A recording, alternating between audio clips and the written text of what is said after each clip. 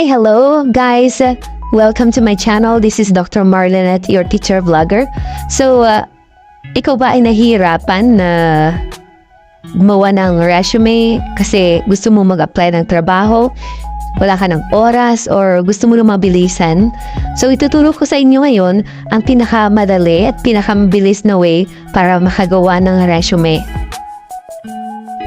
First step na gagawin nyo is punta muna kayo sa Google Play or Apple Store. Dahil dito, mayroon kang i-download na application. Second step is i-type mo yung resume builder, CV maker doon sa Play Store, Google Play Store, or sa Apple Store. And then, lalabas ngayon yung resume builder CV maker na kung saan is kailangan mo siyang i-install. So, you have to install it in your phone. And then, you are now ready to create professional resume in minutes. Okay, I'm gonna teach you on how you will utilize the application para sa ganun, mas madali nyo maintindihan. So, I'll gonna teach you step by step.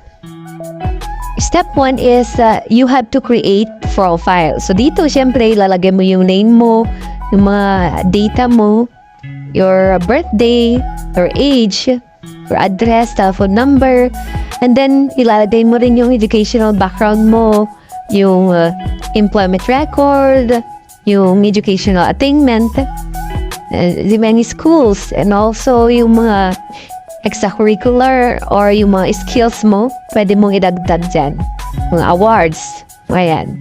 So that mas maganda na nabasahin ng mga employer pag makita nila yung laman ng resume mo.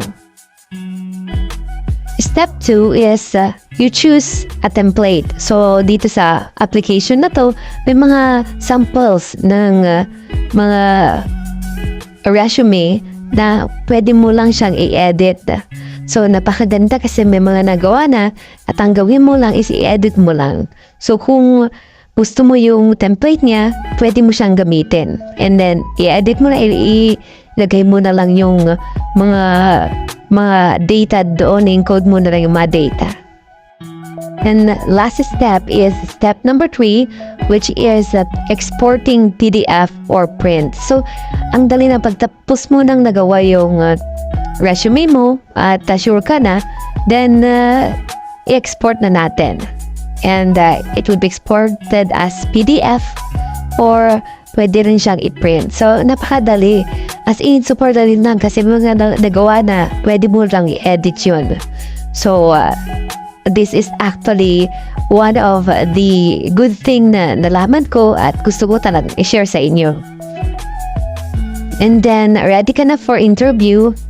And I know that yung mga employer is makapansin yung resume mo dahil maganda yung pagkagawa and then talagang well-prepared siya.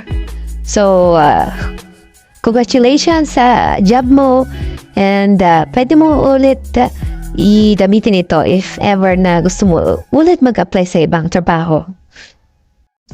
Okay, so congratulations to all. I do hope na na-follow nyo yung mga sinabi ko.